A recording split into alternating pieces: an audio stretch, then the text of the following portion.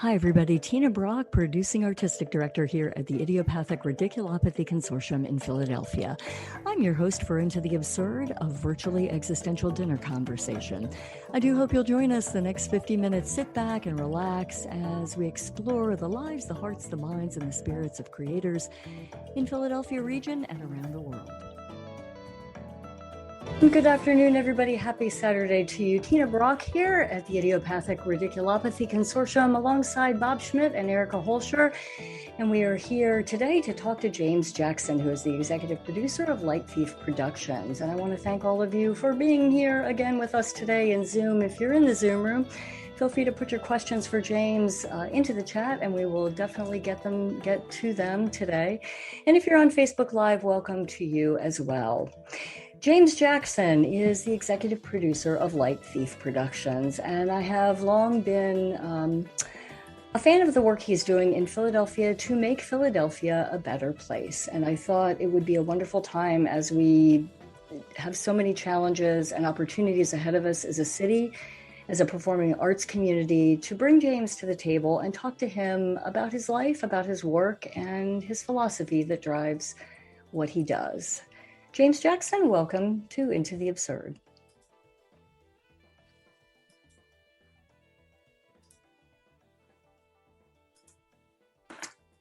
Sorry about that. Had a momentary glitch of. I was gonna head back over to Bob and say, Bob, is James there today? Thanks for being on the show. And you work in this, isn't it so true that you have, your weekly podcast that you do, and you're doing so much basically television production from your own house, and it's extraordinary what we're able to accomplish. And yet sometimes the simplest things, the magic just isn't quite there at the appropriate time. James, thanks for being here. No worries. Thanks so much for having me. Yeah, I want to focus to start. I was so interested in something you said in your bio about growing up at the feet of an artistic family and learning from them. And I wonder if you could share with us a little bit about your family and their work in the arts, or how you became interested. So I always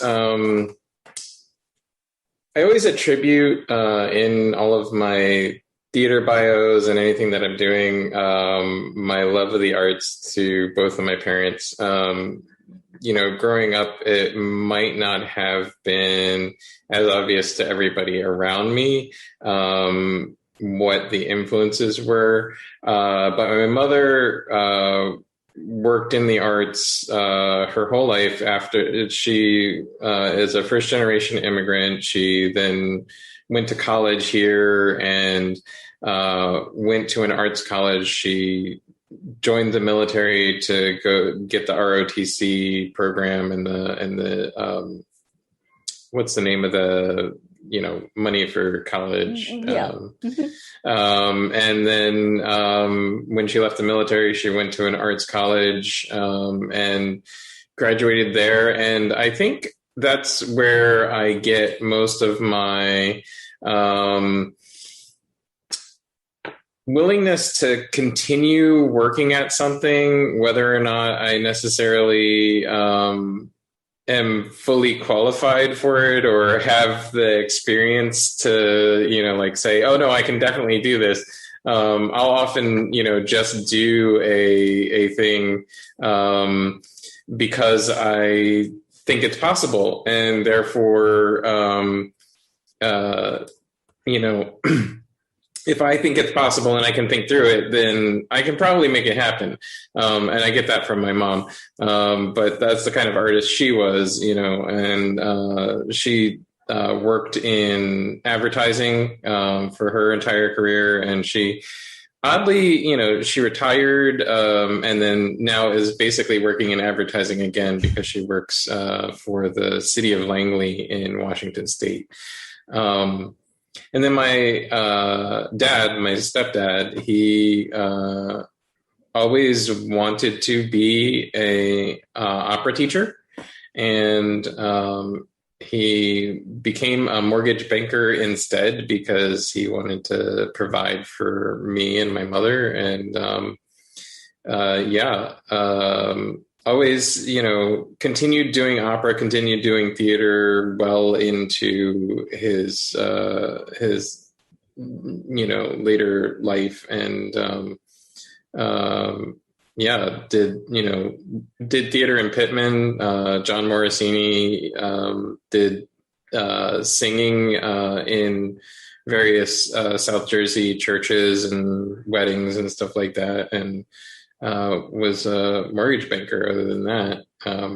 So it might not have been so obvious to those who were my friends, why he was influential in my artistic career. But yeah, he was always influential in saying, you have the opportunity to do whatever you want.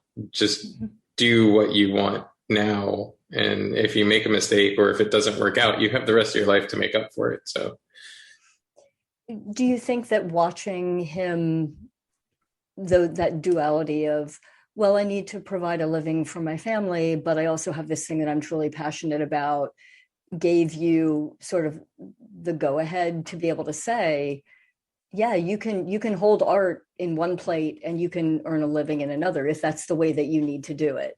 I mean, since you I think it actually made me it made me not want to do it that way. It actually made me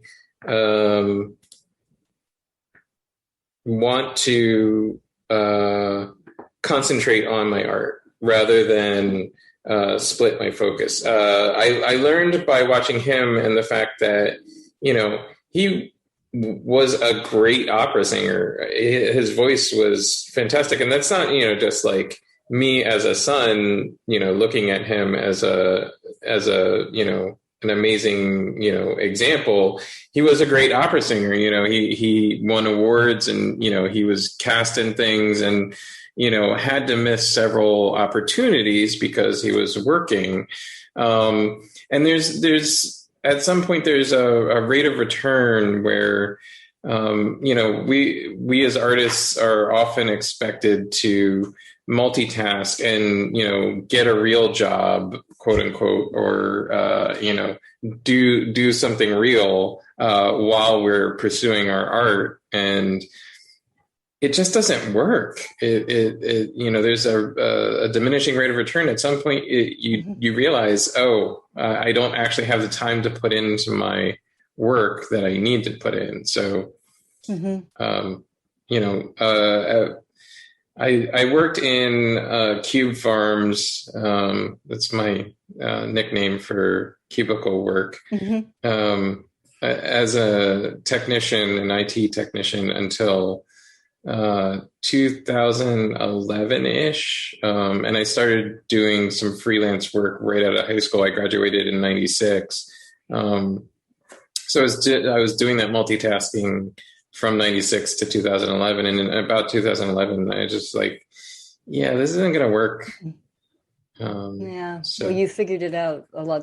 I think you figured it out a lot sooner than some of us do. And I think the problem is you're in the middle of it, right? You're in the middle of it and you're doing it and you are making it happen. And it is happening to the degree that, you have a degree, there's a degree of accomplishment and success with it. But then what you realize when that time gets freed up is, so this is what the air around it does to inform the thing. Right. And that's huge, why I want to get to the many different places in art that you've been as a producer, as a fashion photographer, as a director, the work that you're doing now with Coffee Talk and everything you're doing with Light Thief. Where did the name for Light Thief Productions come from? So funnily enough, I have, during my career in IT, it was, during the mid to late 90s when people were most everyone on the internet had a pseudonym, a screen name. And I just didn't really have anything that interested me as a screen name. And I was working for a internet service provider in South Jersey called Snip at the time. And my boss at the time, my direct manager, was JD Thomas. And he's still my friend on Facebook, actually. I don't know if he'll watch this, but I'm going to credit him with it anyway. He turned to me one day and he said, you remind me of the character of a raven. And I was like, I don't understand. And I'm like, I know the raven from, the poem. I know ravens as like real birds, but what do you mean? He's like, no. The Northwest Native Americans worship the raven as a kind of a demigod. He's a trickster god. He can change, and he can change form from human to raven form, and some legends even have more forms than that, like a swimming form and other things like that. Anyway, long story long. In Northwest Native American mythology, the raven is, like I said, a trickster god, but he does everything he does is for the reason that he doesn't like whatever it is that he's trying to correct a problem when he tricks, when he gets into his trickiness. So he created the tides. This is sorry, it's going to be a long story, but no, I'm with you. So in the before times, before there was man, there were all these giants, and they did things like throw the moon around the earth and blow out the clouds with their breath. Well, one of the giants was the man who sat on the tides, and he would sit down on an island in the middle of the ocean, twice a day. And when he sat down, the tide came up, and when he got up, the tide went down. The raven was walking along the beach one day at low tide and found a clam, and he saw these little things crawling out of it, and they were men. And then he walked along a little further, and he saw a sea anemone, and there were little things crawling out of that, and they were women. And so he wanted to amuse himself. He was bored, so he picked up the men out of the clam, and he put them next to the women, and then they started fighting and fornicating and doing what humans do, and he was really amused. Well, the man who sat on the tides sat down, and the tide came in, and the humans all scurried up the beach, but they were cold and they were sad because they couldn't get to their homes, and they couldn't get to the fish. And the tide stayed high for a really long time, and Raven didn't understand why. Why is the tide just staying up? Why isn't the man standing up? So Raven flew and flew and flew and flew, and he went out to the center of the ocean where the man who sits on the tides lives. And the man just said to Raven he was tired and he wanted to sit. Well, Raven didn't want to deal with that, didn't want to hear that. So he pecked and pestered and bothered the man who sits on the tides, and kept throwing rocks at his head and flying around. And eventually the man got up to smack the Raven.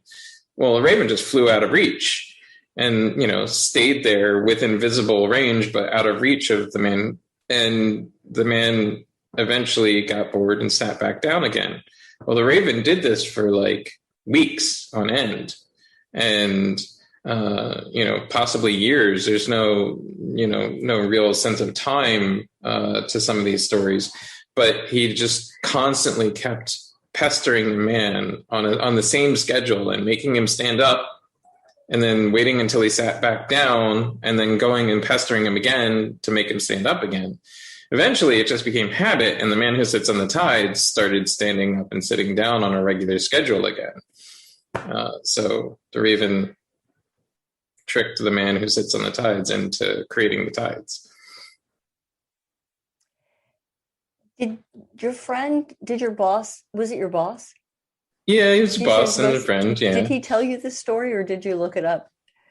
He told me about the trickster portion of the raven. And where does the light thief part come in? So that's another raven story. Okay. Raven is also the god who brought light and fire to the world. And it's that's another long story. I won't get into it too much, but these stories are all online and available. If you look up Haida legends, they're all about, especially if you look up the Haida raven legends, there's a lot of great stories. So was the theory or the place you were coming from with it that you wanted to fix the problem? Yeah. So I've never been one to sit still when I see a problem, and I think that's what JD was cueing in on. I don't like problems. I don't like, especially if they seem to be something that can easily be fixed. The raven stole the light and put it into the world because it was being kept out of the world for no good reason. It's the same kind of thing. We had a problem at work one day. We had some employees that weren't getting paid the same amount. I was like, the IT job? Was this the IT job? Yeah. Mm-hmm. Yeah. And I was like, well, just fix it. I don't understand, what the problem is. You remind me of, yeah, I hear you. Yeah, just fix it. Can't we fix this? Yeah, what's the big deal? Did you fix it? I pestered and got together a few other people who had been there for a long time to pester the head of HR and the CEO to basically make even payments for everybody across the board that were doing the same job. Thank you for doing that, because I think it, how big is the organization that you were at the time? The company was 45 people. Okay, so your voice can be pretty strong in that. So you took that philosophy into forming Light Thief. Is that the theory? And definitely. When you set out, were there specific things that you wanted to tackle from an artistic perspective? Yeah, well, there's a lack of representation for Black, Indigenous, other people of color, people of other minority description. And there's a lack of representation both on screen or on stage and in the executive side and the technical side of both theater and film and production in general, the arts in general. And,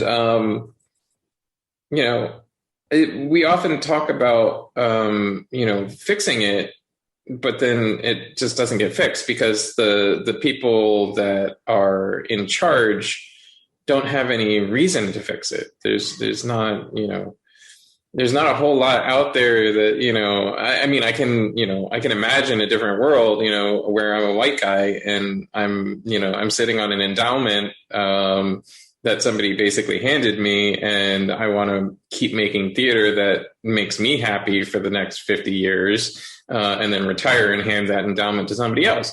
If I'm that guy, nothing in the world is going to make me want to change whatever it is that I've been doing that's brought audience in.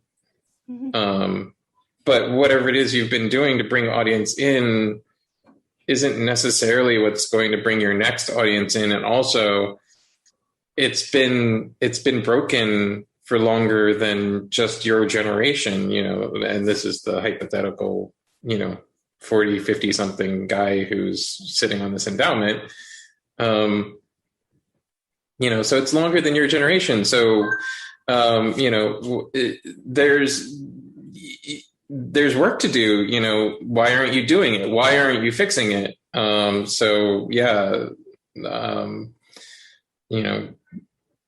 I was working on indie films, and a couple of the people that I was working with liked how I handled things on set, as a director of photography.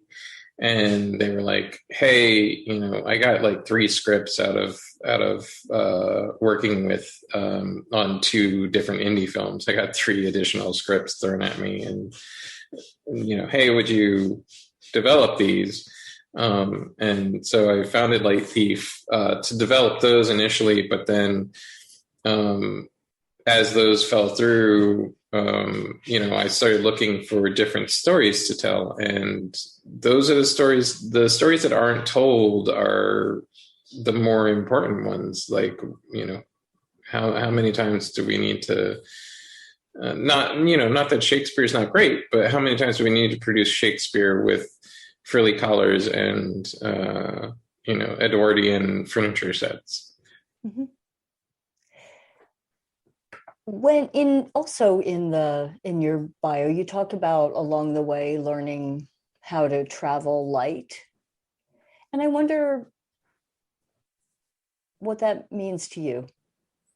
Well, it's not super creative. It is very literal in my world. I've always done a lot of travel, even starting out in freelance photography. And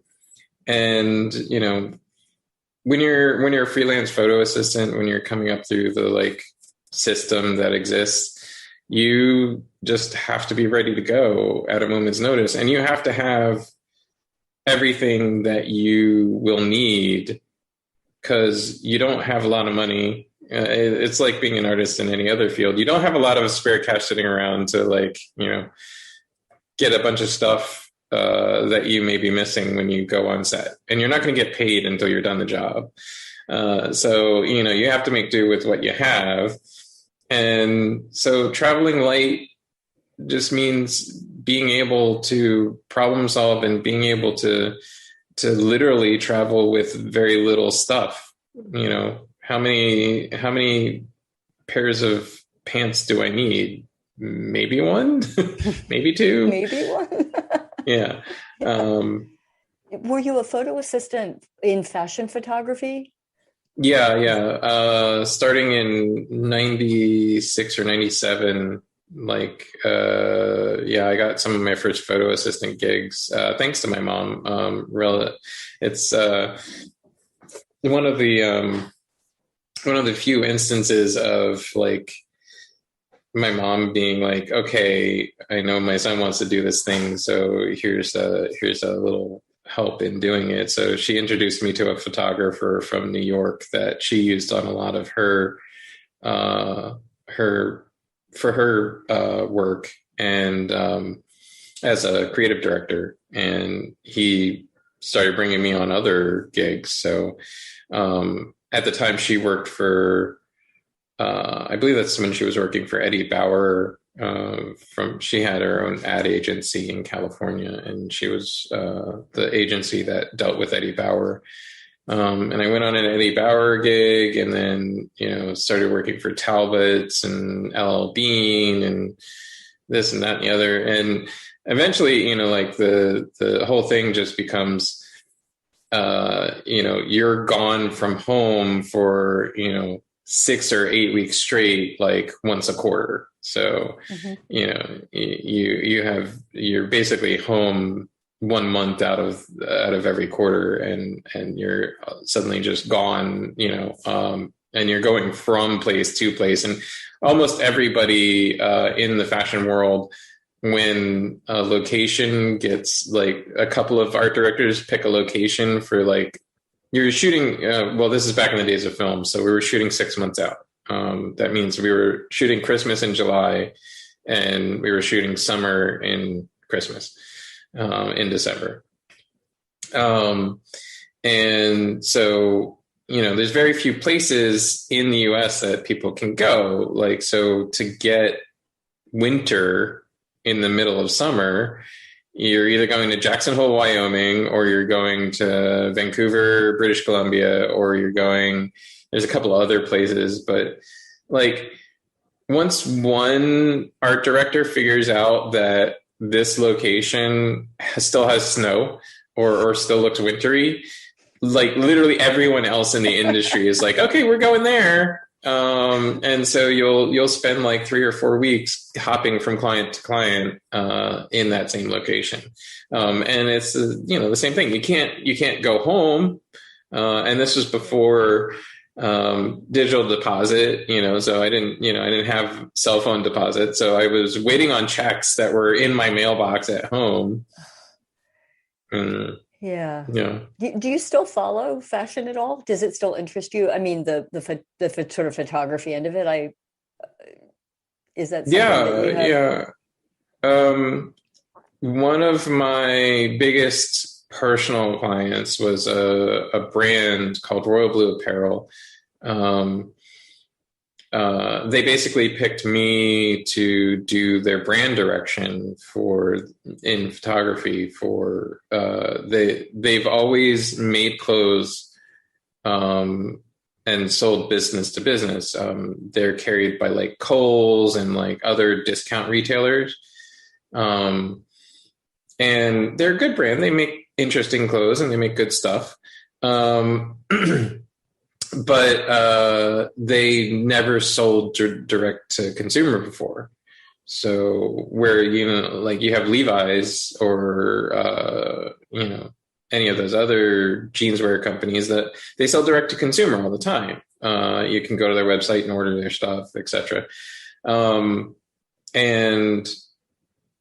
the son of the founder of the company graduated college and decided he wanted to try a B2C line. And that was only, I think the last shoot I did for them was about 3 or 4 years ago.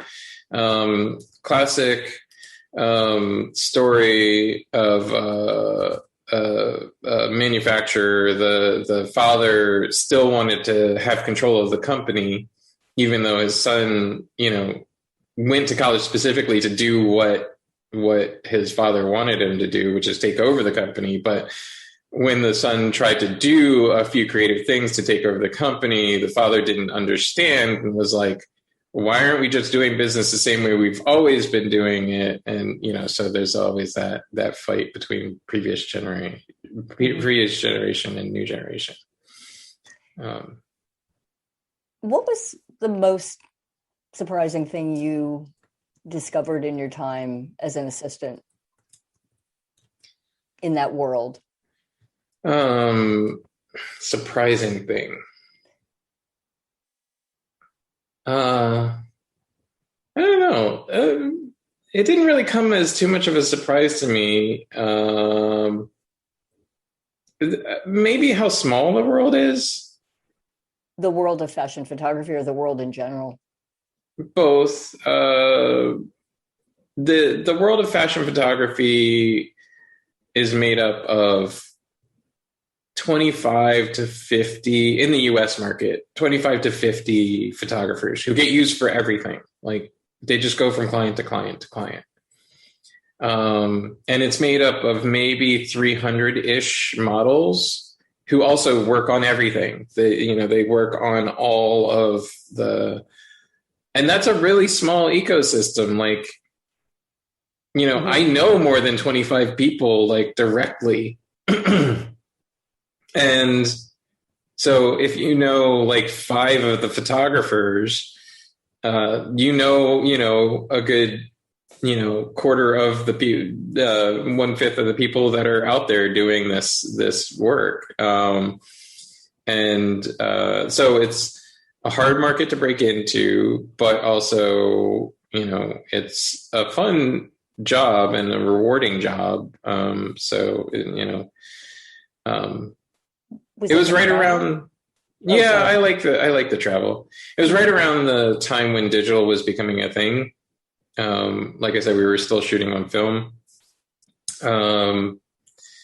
Now there's a lot more digital photographers involved in fashion, and I don't know that the industry has suffered for it so much as it gave license for people to experiment in ways that maybe weren't the most healthy. Yeah, I'll put it that way.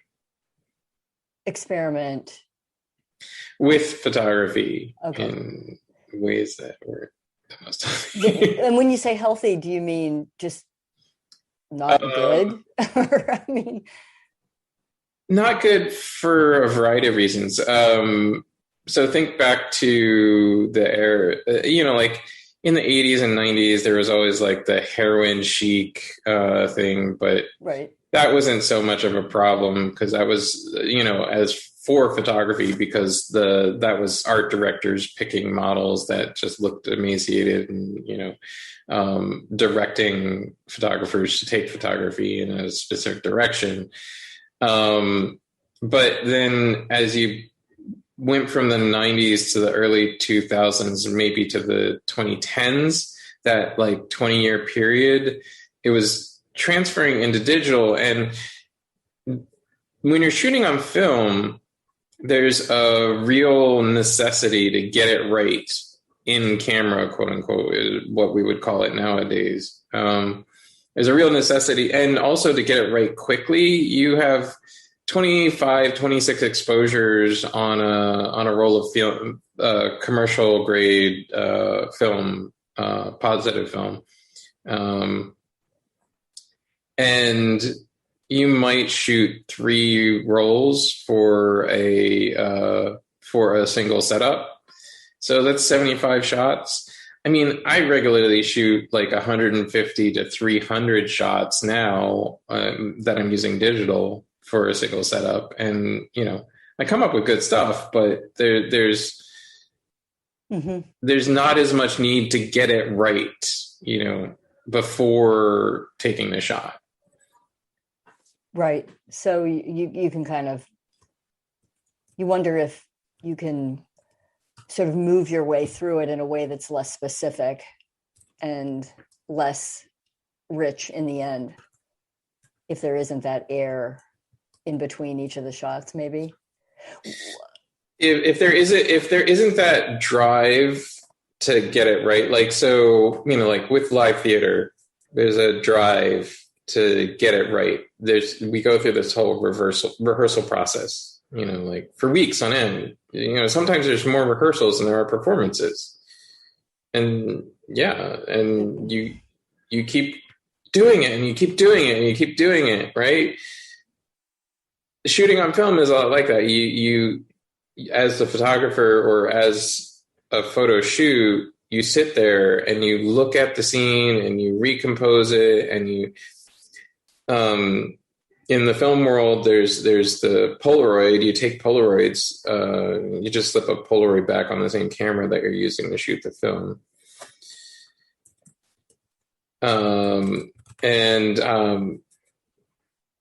You take a bunch of Polaroids, and if somebody's not happy with it, if the art director's not happy with it, if the photographer's not happy with it, the hair and makeup artist, the model, if somebody's not happy with and their aspect of that shot, they'll keep adjusting it before you go to film.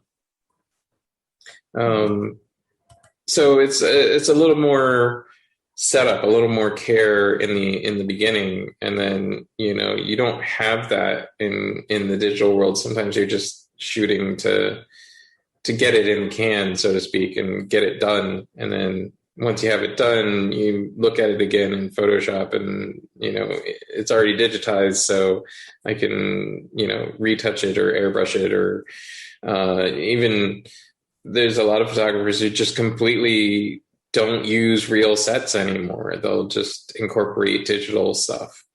And I don't know, I don't know I don't know that that's a good experimentation for the art, for the photographer, for the models. Yeah.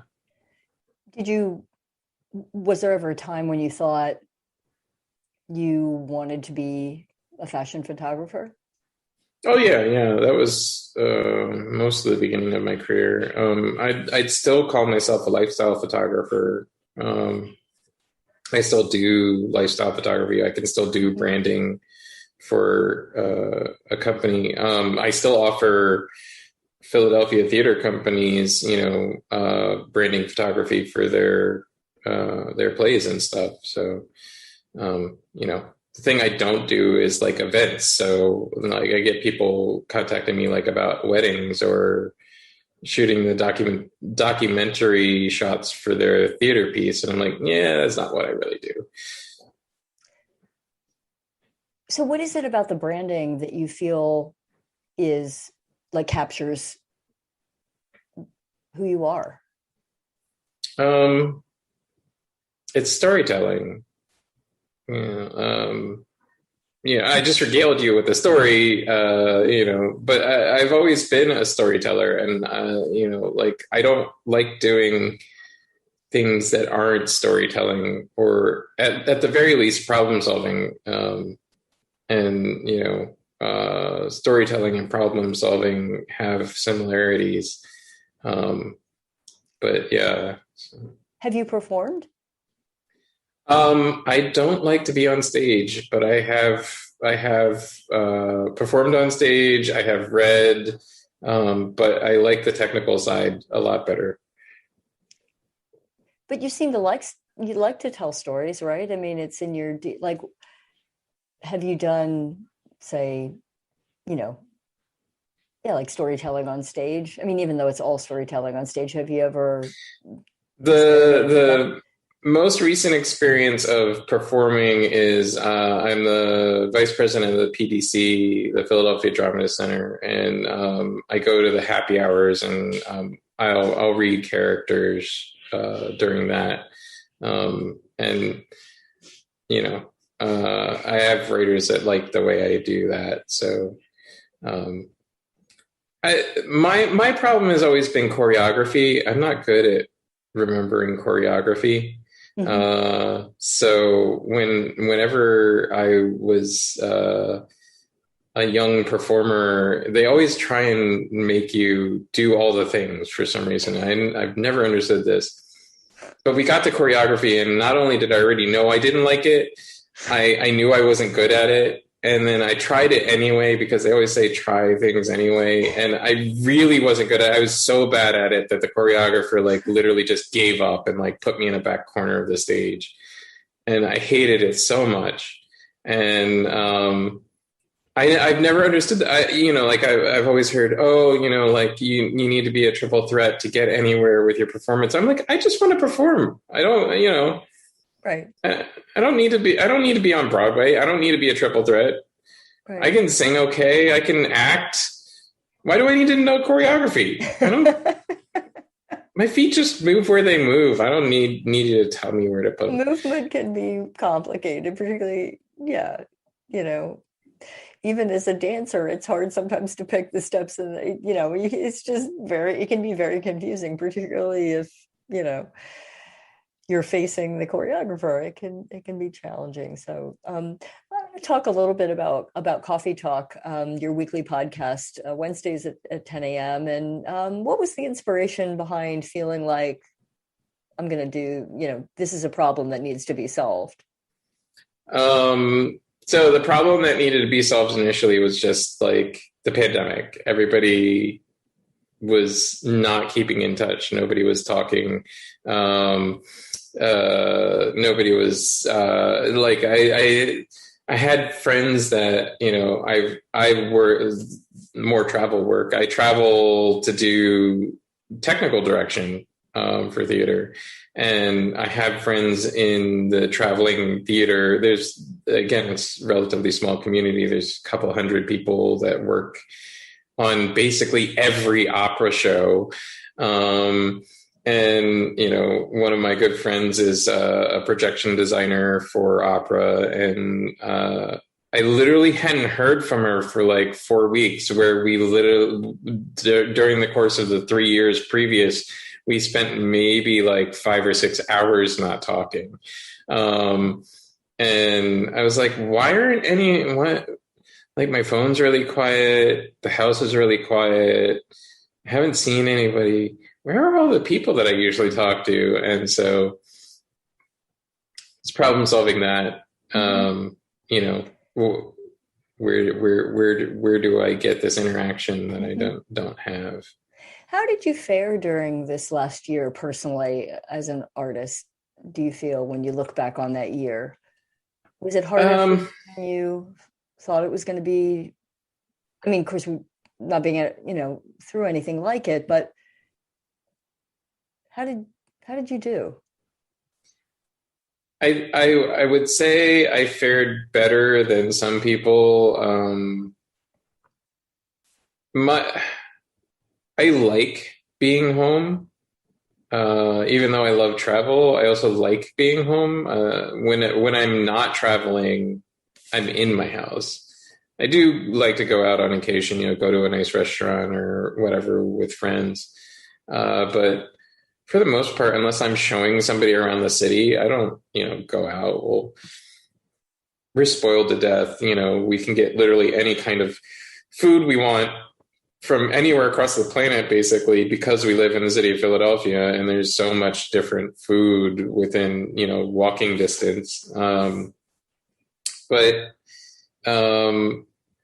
Yeah, the mental part of the mental difficulties were the not traveling and not seeing people. What I did well with, or what I feel I did well with, was I was already in a position where I have this like vast array of things that I've done a lot of, that all contribute to being able to, after this year, I never want to hear the word pivot again, but being able to pivot my business from, doing primarily technical direction in live theater and live event support and production to doing it digitally. And, just being like, okay, we're not doing anything, so I'm going to dump all this time and energy into just getting people to recognize that this is a thing that I do and have done. Whereas, pre-pandemic, I've been doing live streaming and digital production for years, because it's, right in my wheelhouse. It's all on a computer. And I started out of high school in IT, and I know networking, I know cameras, I know, I know sound capture for film, and, so all of these things, are all little parts of digital production. And just by virtue of the fact that I've worked in all of them, I've had a lot of experience in all of them. And I did digital production for a lot of companies that I've worked with in live event, but it's usually just like an add-on. It's usually just like, oh yeah, why don't you just, we'll set up a camera to cover the whole stage, and could you stream it to this website using this software for us? So it's usually just like some little add-on, or, could you record this whole thing and we'll release it on our website as a movie. Now it's, I have a client coming up that they usually do a symposium every year, and we're gonna do their whole their whole main presentation in a ballroom with as a hybrid event with both live guests and live panelists and digital panelists coming in from all over the world. They're an organization that has membership from all across the world, but usually they just fly people into wherever they're doing their yearly show. And now they don't need to, and don't want to. It is a pandemic. It is all over the world. They don't want to bring people in from France and the UK and Africa and Asia. And, so they don't want to bring people in for these panels, and they don't want to bring guests in. Well, what do we do? How do we do this? And, I had a meeting with them the other day, and I'm like, this is literally what we do now. Like, this isn't hard. And how do you feel about the richness that it adds to the table, to the palate? Personally, how do you feel that it is a richer buffet? It's a much more accessible buffet. That's what I like about it. Do you think there's richness in the combination of the in-person and the streaming, or the? I've always, across the course of my career, been building in more and more digital elements to productions. This going back to one of the first places I worked in live theater was Walking Fish Theater here in Philadelphia. We had a projector, and we had a Mac, and we had a 24-channel lighting system. And how do you do intricate sets and projections and lighting in such a small space with no budget? Well, I've always been pushing in more and more digital content, like I did a Christmas show, and I literally built a living room set in digital 3-dimensional space and projected it into the room on the walls. One of the first productions I ever did in Philadelphia was a piece where the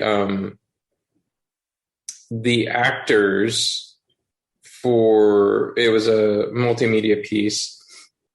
So we had actors who were ghosts, but the ghosts were supposed to be in the audience. And so I literally, this was many years ago. This had to be 2005-ish. Was this Walking Fish?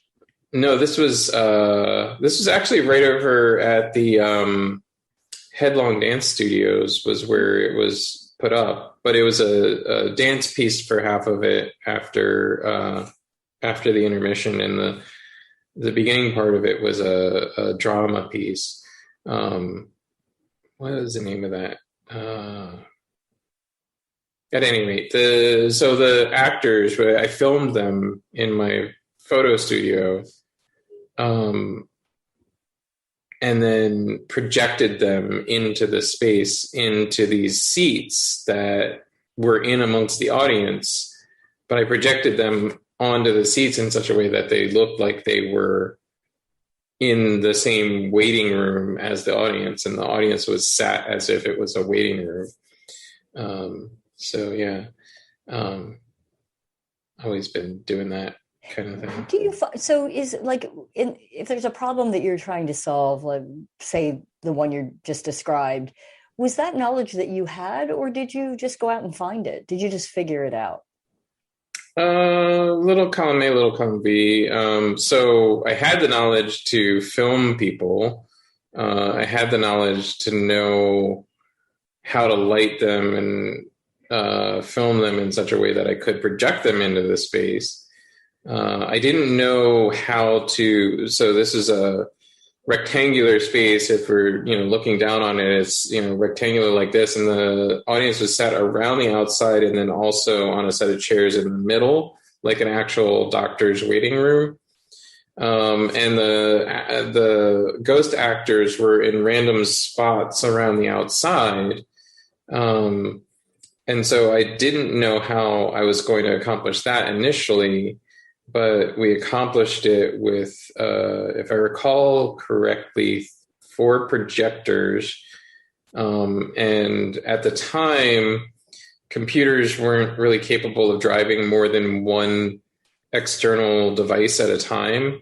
So I used a piece of technology called Matrox screen splitter, which was designed to take one signal out of your computer and make it into a virtually ultra wide monitor. Basically, it made the computer thought it was a monitor that was 4 monitors wide. And then I split that signal up to the 3 different projectors, and then used the placement of the projections on the different monitors to place the characters, the ghost characters.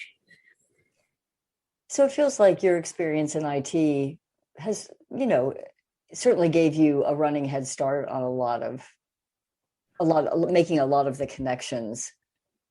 Yeah. There's in IT, you figure out, I would say that the IT work helps me to figure out how to communicate, like I know it can be done, into here's how we do it, and then figuring out multiple ways of communicating here's how we do it, until the person I'm working with or people I'm working with understand what it is I'm saying. Because you can always, get really out there when you're trying to come up with these solutions, and then you have to break it down for people who haven't spent as long, thinking about this kind of thing. Right, or thinking in that way. What do you think, if anything, keeps you awake?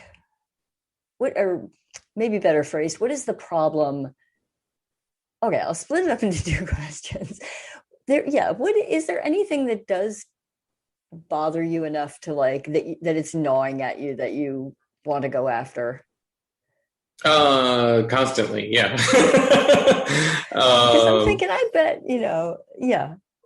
Yeah, no, I take that Raven personality into all of my work. I'm highly active in Philadelphia politics, and I'm constantly nudging and pestering and bothering the people in city government, because all problems are local problems at the end of the day. You look at anything, you look at homelessness, you look at gun violence, you look at education, all problems become local problems, and can be solved locally a lot, not necessarily easier, but more expediently and with less effort locally. That's not to say that. Go ahead. No, you. That's not to say that the problems shouldn't have, say, a national solution or a global solution, but just to say that the problems do come down to local. And if you're going to solve a problem, you're going to have to play with people locally as much as anywhere else. Have you ever thought about running for office? I have. For a long time, I had, as a quasi joke, on my Twitter, you can change the display name on your Twitter, James Jackson for mayor, as my Twitter handle. And it says BLM party, Antifa party, because those would, I'm an independent. As far as politically, I don't like the party politics of Republicans or Democrats. I for whatever it's worth, I obviously align a lot more with progressive politics. But I thought about it. I don't know that it would work. some people just I rub the wrong way really easily, and so there's that person that popularity contest aspect of running for Mm-hmm. office that I'm not sure I would do well with. The politics part of it. No, politics is a different thing to me anyway. Mm-hmm. Yeah, you're right. I'm great at like pestering the crap out of, say, Isaiah Thomas. We get along politically very well, but I still pester the crap out of him and constantly tell him, "Hey, you're doing this wrong. Pay attention." Yeah, and I can figure out ways to say something that somebody will listen to. My wife has been watching a lot of Survivor lately as her guilty pleasure TV, and it's the part where on initial meeting people decide whether or not they like you. I don't play that very well, and I very easily rub people the wrong way. In an initial like person to person type meeting. So I don't know if I could ever generate the kind of goodwill that is required to be a politician. Do you think that, and I'm reacting that way because do you think, what do you think that is? That you imagine people are picking up, and I say that because I don't see that at all. I don't know what it is. I've definitely. I one of the things is I'm very. I have a way of stating things that people take it as I'm like pretending I'm an expert or being an expert at something that I don't actually really have any idea of how to do. I don't actually do that. I will try to do things that I don't have any idea how to do, but I won't make any pretend that I know how to do them. Hang a shingle for that. Right. But yeah, like, going into a production, for instance, and, as a technical director, as a good technical director will take out insurance on their own business if they're doing technical direction for live theater where there's an audience, because everything that you build, it's your liability if somebody gets injured on that, right?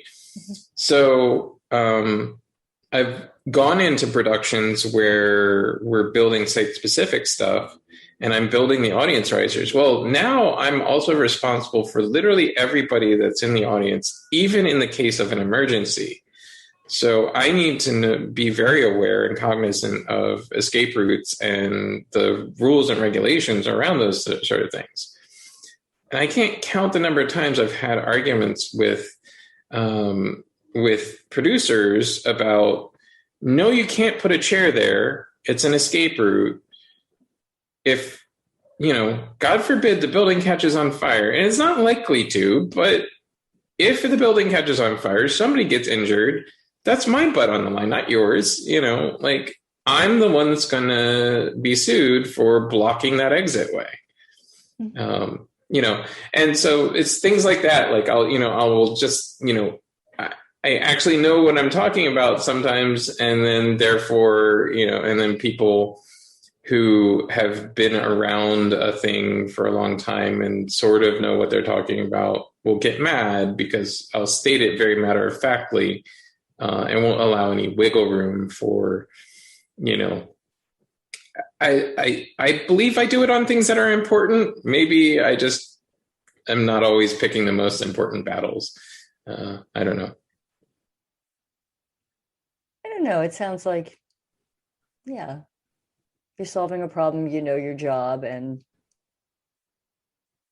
sometimes that's not what people want to hear. Right? But that's not what you're getting paid for. You're getting paid to make sure people are okay. So making the world a better place. So, well, I hear the clock chiming 6, James, and I know you've had a long day working hard for the city of Philadelphia and making sure that things happen on a local level. And I really appreciate the work you're doing. And I thank you for taking time out of your schedule to come and talk to us today, to get to know so much about you. There's so many aspects of your life, just as you said in your bio, that are so interesting, that I'm glad we got the chance to talk to you. So thank you so much. And I'll be tuning in for Coffee Talk, and you all should too, Wednesdays at 10 a.m. And I think we posted everything in about Light Thief and Coffee Chat in the chat, but I'll make sure when we repost it, James, for the audience, that everybody knows where to find you.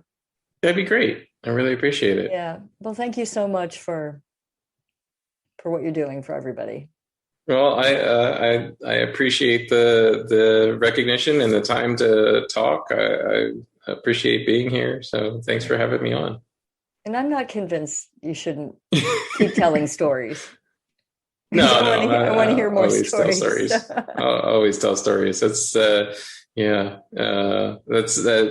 just part of who I am at this point. Yeah, a great deal of ease with the storytelling. Well, be well. Thank you. Thanks so much. And thanks to all of you for being here. Next week, which is May the 8th, Anna Corrali, who is a visual designer, a set and video artist, and she's worked on many productions here in Philadelphia for the Pig Iron Theater Company, and she's done a lot of shows for the IRC as well. And working up in New York, we're going to talk to her about her years in visual design, what she's working on now, the book she's working on now. And I hope that you'll join us next Saturday at 5 p.m. For a conversation with set designer and visual artist Anna Corrali. And in the week ahead, just wishing you a very good week. Be safe, get your vaccine, and happy days to you all.